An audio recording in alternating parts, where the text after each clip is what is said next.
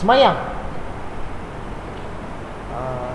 Sah semayang ni kalau mengikut ahli fiqh, di mana dia punya batas? Cukup syarat, cukup rukun, tak melakukan perkara-perkara yang membatalkan semayang, sah semayang. Ahli fiqh dia bincang takat tu je. Bila sampai kepada ahli tasawuf, yang tu tak memadai lagi, dia bincang dalam lagi. Selain daripada selesai fardu, selesai yang rukun, selesai yang sah, selesai yang tak melakukan perkara-perkara yang membatalkan semayang, dia masuk persoalan hati. Semayang tu ada tawaduk tak? Semayang tu ada khusyuk tak? Semayang tu ada rasa kehambaan tak? Ahli fiqh dia tak bincang itu. Dia cukup sekadar lulus. Ahli tasawuf dia bincang kualiti. Ahli fiqh dia bincang lulus. Samalah macam masuk Islam. Kalau masuk Islam ni, bagi ahli fiqh, mengucap 2 kalimah syahadah lulus. Selesai. Bila datang ahli tauhid, dia kata tak memadai lagi tu. Memang dah cukup tetapi tak memadai. Sekadar ucap 2 kalimah syahadah, betulkah dia sembah Allah? Kena belajar ilmu tauhid. Belajar pula ilmu tauhid. Supaya sembahan tu betul, sembahan tu tepat. Sembah Allah yang Esa, tidak menyembah makhluk, tidak menyembah selain Allah. Bila sampai kepada orang ahli hakikat, dia kata tak cukup lagi tu.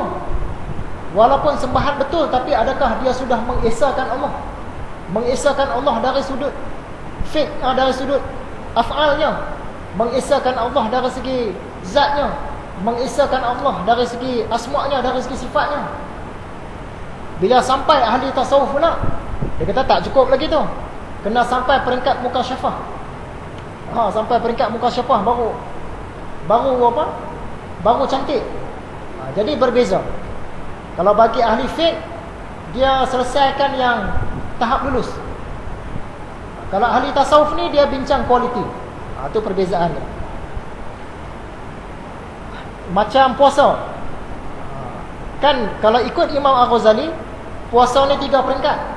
Yang pertama puasa orang awam, yang kedua puasa yang khusus, yang ketiga puasa khusus kepada yang khusus. Ulama fiqh dia bincang puasa orang awam. Macam mana yang dikatakan puasa orang awam? Tidak makan, tidak minum, tidak melakukan perkara-perkara yang membatalkan puasa. Cukup. Selesai puasa dia. Bila pergi kepada ulama tasawuf, yang tu tak cukup lagi. Selain daripada itu, kena jaga mata, kena jaga telinga, kena jaga percakapan, kena jaga kaki daripada melangkah ke tempat-tempat yang tak sepatutnya. Dia naik lagi, atas lagi.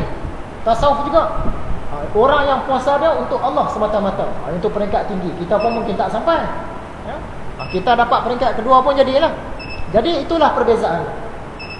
Ulama fiqh dia menguruskan hal untuk lulus. Ulama tasawuf dia menguruskan hal kualiti. Sebab tasawuf ni konsep dia untuk mencantikkan fiqh. Itu cerita dia.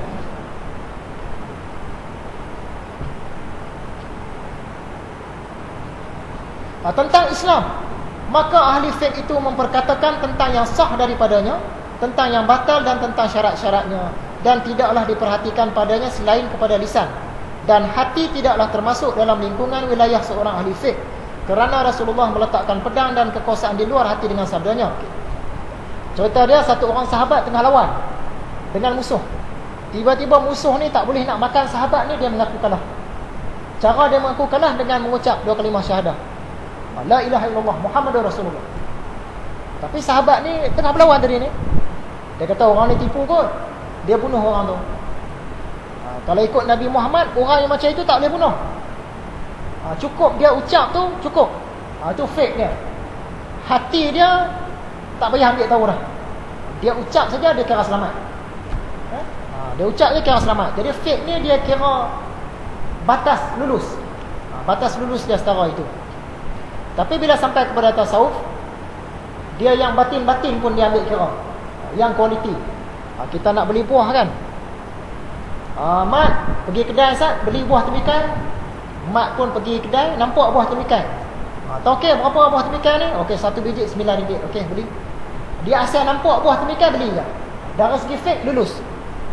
Tapi kalau tasawuf, dia pergi sana, dia uji lagi. Buah temikai ni manis ke? Manis tak buat demikian? Berat ambil daripada ni, daripada ladang yang mana? Nak tahu tuan ladang dia. Dia kualiti buah tu tadi. Kalau fiqh cukup buah demikian, okey beri terus. Kalau tasawuf dia tengok yang dalam sekali. Kualiti. Jadi ringkasnya fiqh ni untuk tahap lulus, tasawuf dia mencantikkan fiqh. Seolah-olah satu permata. Fiqh tu satu permata.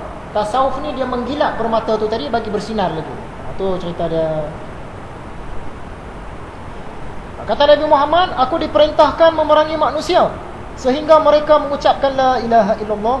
Apabila telah diucapkannya, maka terpeliharalah darah dan hartanya daripada aku. Hadis riwayat Bukhari dan Muslim. Bila satu orang tu dia mengucap 2 kalimah syahadah, Islam lah tu. Dia kata, ya Islam lah tu. Dengan niat dalam. Kita tak payah nak selidik dalam-dalam lah. Dari segi fiqhnya lulus. Dari segi dalaman dia, Allah sajalah yang tahu. Ya. Mengenai semayang, maka ahli fiqh itu berfatwa dengan sah. Ni yang kita cerita tadi. Kalau menurut fiqh, semayang tu cukup rukun, cukup syarat, tak melakukan perkara-perkara yang membatalkan semayang, selesai semayang, lulus. Tapi kalau ahli tasawuf, yang tu tak cukup lagi.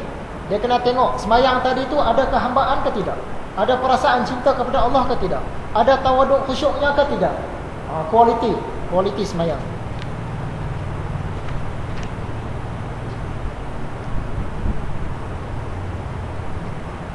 Solat semacam itu tidaklah bermanfaat di akhirat. Satu orang ni dia semayang, rukun dia lulus, syarat sah lulus, perkara yang membatalkan semayang dia tak buat. Tapi hati dia duk fikir benda lain.